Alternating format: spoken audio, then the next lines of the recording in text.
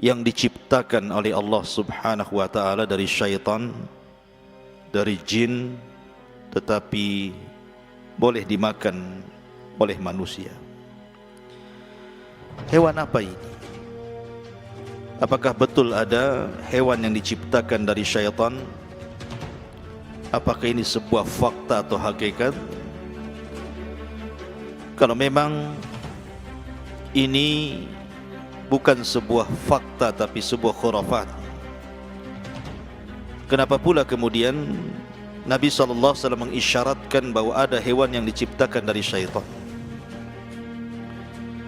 Tapi kalau memang ini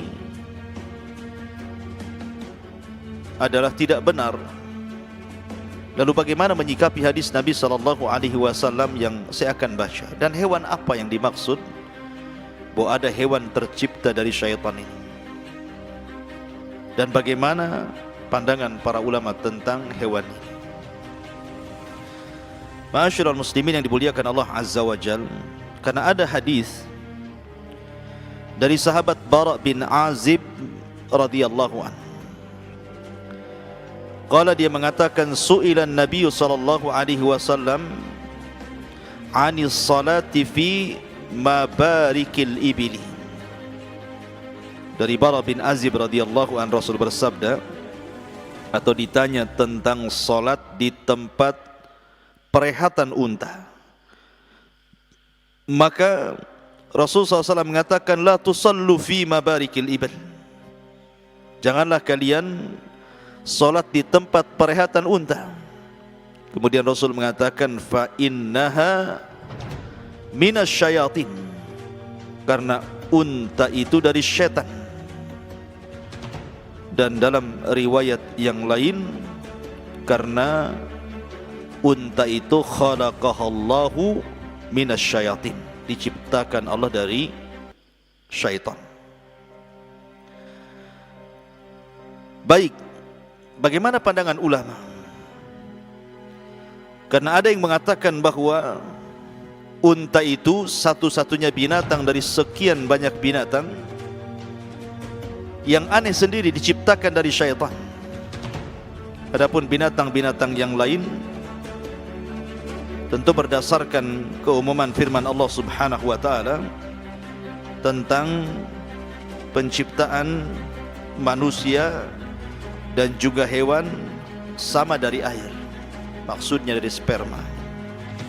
Kecuali Adam memang asal penciptanya dari tanah.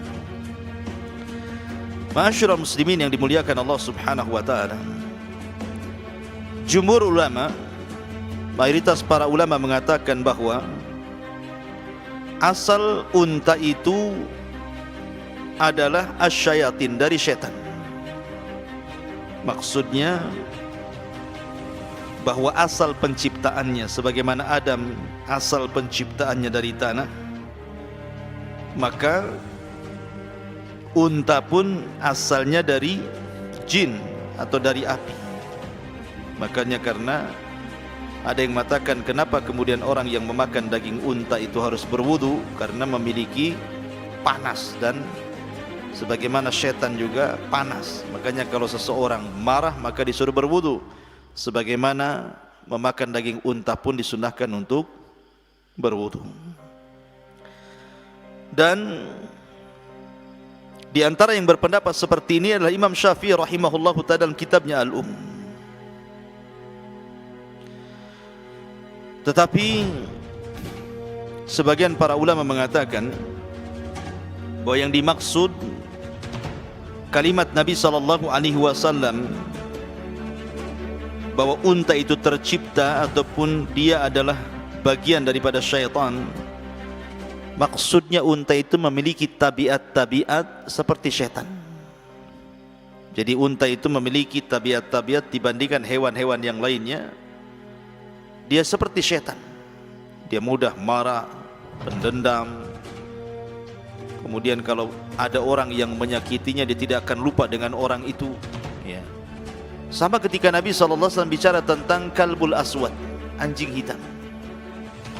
Kenapa Rasul mengatakan anjing hitam itu dari syaitan? Karena anjing hitam ini berbeda tabiatnya dengan anjing-anjing yang berwarna lain.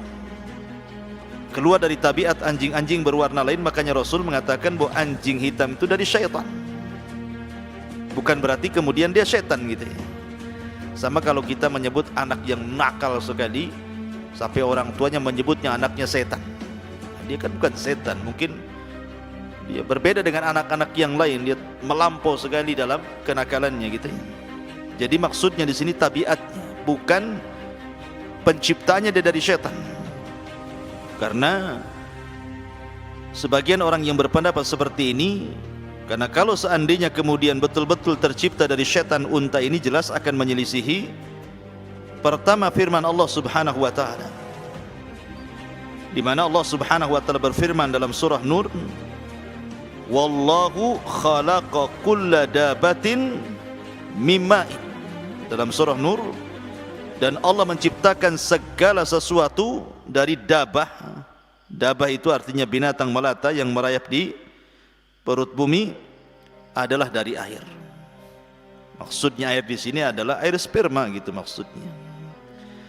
Kemudian juga orang yang menolak bahwa setan itu unta itu tercipta dari setan, karena tidak ada ceritanya setan melahirkan unta atau unta melahirkan setan, sehingga tidak mungkin kemudian dikatakan unta itu lahir dari syaitan. Yang ketiga, karena mustahil kalau unta itu dari syaitan, kenapa Nabi SAW pernah sholat di atas unta dan pernah menjadikan sutrah bagi Nabi SAW, bahkan pernah khutbah ketika haji dan umrah di atas unta. Bagaimana pula kemudian dia dari syaitan? Sementara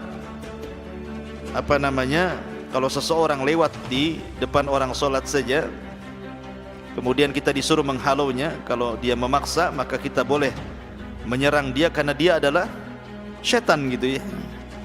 Kenapa Nabi SAW kalau memang unta dari syaitan, kenapa pula sholat menghadap unta gitu? Padahal kalau seandainya unta itu adalah syaitan, maka dari sini menunjukkan bahwa yang dimaksud unta itu dari syaitan artinya tabiatnya seperti tabiat syaitan. Dia berbeda dengan tabiat binatang yang lainnya. Wallahu a'lam.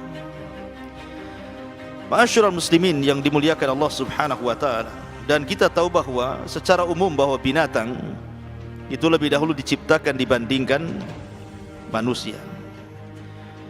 Dan itu berdasarkan hadis Nabi sallallahu alaihi wasallam, khalaqallahu azza wa jal at-turbata yawma as-sabti wa khalaqa fiha al-jibala yawma al-ahadi wa khalaqa asy-syajara yawma al-itsnaini wa khalaqa al-maqruh yawma ats-tsulatsa wa khalaqa an-nur yawma al-arbi'a wa batha fiha ad-dawab yawma al-khamis wa khalaqa Adam alaihi salam ba'da al-'asri min yaumil jum'ah fi akhiril khalqi fi akhiri sa'atin min sa'atil jum'ati fima bainal asri ilal laili.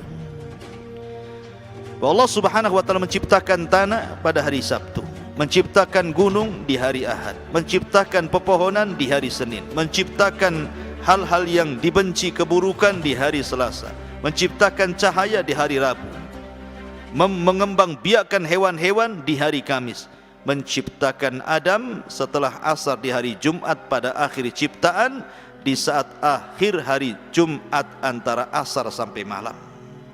Sini menunjukkan bahwa binatang lebih dulu dibandingkan penciptaan manusia. Ma'asyiral muslimin yang dimuliakan Allah Subhanahu wa taala. Lalu apa hikmahnya? Kenapa Allah menciptakan hewan itu? Maka kita lihat dalam beberapa ayat dalam Al-Quran, di antaranya Allah sebutkan dalam surah An-Nahl ayat 1, 2 dan juga ayat 3. Allah mengatakan wal khayla wal bighala wal hamira litarkabuha wa zina wa yakhluqu ma la ta'lamun. Dan dia telah menciptakan kuda, bigol dan keledai agar kamu menungganginya dan menjadikannya perhiasan, dan Allah menciptakan apa yang kamu tidak ketahui. Artinya bahwa di antara faedah Allah menciptakan binatang itu supaya kita bisa menggunakannya untuk jadikan tunggangan, berjalan ke sana kemari. Dulu belum ada mobil, orang pakai kuda, pakai unta. atau mungkin zina, perhiasan. Orang suka burung ditempel, dikurung, dilihat warnanya, kemudian suaranya dan begitu seterusnya. Kemudian juga Allah mengatakan wal an'am khalaqaha lakum fiha dif'un wa manafi'un wa minha ta'kulun. Dan hewan ternak telah diciptakannya untuk kamu, padanya ada bulu yang bisa menghangatkan kamu. Dulu kulit binatang untuk jaket gitu ya, supaya hangat badan kita. Kemudian juga berbagai macam manfaat. Dan sebagiannya kamu makan, kita bisa makan dari binatang itu. Kemudian juga ayat yang lain, wa huwal ladzi sakharal bahra litakulu minhu lahman tariyan wa tastakhriju minhu hilyah talbasunaha wa taral fulka mawakhira fihi wa litabtaghu min fadlihi wa la'allakum tashkurun. Dan dialah yang menundukkan lautan untukmu agar kamu dapat memakan daging yang segar, maksudnya ikan di dalamnya. Kemudian diambilnya dari lautan itu perhiasan yang bisa kamu pakai. Kamu juga melihat perahu berlayar padanya, dan agar kamu mencari sebagian karunia-Nya, dan agar kamu bersyukur, dan banyak lagi manfaat dan faedah binatang itu diciptakan. Tetapi memang unta ini berbeda dengan binatang-binatang yang lain, karena Allah banyak menyebut dalam Al-Quran tentang binatang unta ini, bahkan dijadikan renungan. Sebagaimana Allah mengatakan, afala yanzuruna ilal ibili kaifa khuliqat. Tidakkah kau lihat bagaimana unta Allah ciptakan itu? Banyak kuasa-kuasa Allah ada pada unta yang menunjukkan bahwa di sana ada Sang Pencipta yang menciptakan. Di mana unta bisa bertahan berbulan-bulan tanpa minum di padang pasir. Kalau pergi dia tahu tempat jalannya. Kalau dia benci dengan orang, dia akan terus mengingati dan tidak pernah melupakannya, dan begitu seterusnya. Tapi dia pun bisa tunduk kepada anak kecil kalau itu adalah pemiliknya. Luar biasa unta, dijelaskan di dalam Al-Quranul Karim. Intinya bahwa unta yang dikatakan oleh sebagian orang dia adalah tercipta dari syaitan adalah tidak benar, karena keumuman firman Allah Azza wa Jalla bahwa setiap binatang itu dicipta dari api, dari air. Walaupun ada yang mengatakan maksud air di sini adalah sperma, ada juga yang mengatakan unsur penciptaan binatang itu bagiannya adalah air. Tapi yang jelas bahwa dia bukan tercipta dari syaitan. Adapun hadis Nabi yang mengatakan dia dari syaitan, sekali lagi saya katakan maksudnya adalah tabiatnya. Jadi tabiatnya menyerupai syaitan. Makanya kenapa orang tidak boleh salat di tempat rehatnya unta, bahkan orang yang makan daging unta saja disuruh untuk berwudu. Wallahu a'lam. Mudah-mudahan ada manfaatnya. Subhanakallah bihamdika asyhadu an la ilaha illa anta astaghfiruka wa atubu ilaik. Allahu ta'ala. Assalamualaikum warahmatullahi wabarakatuh.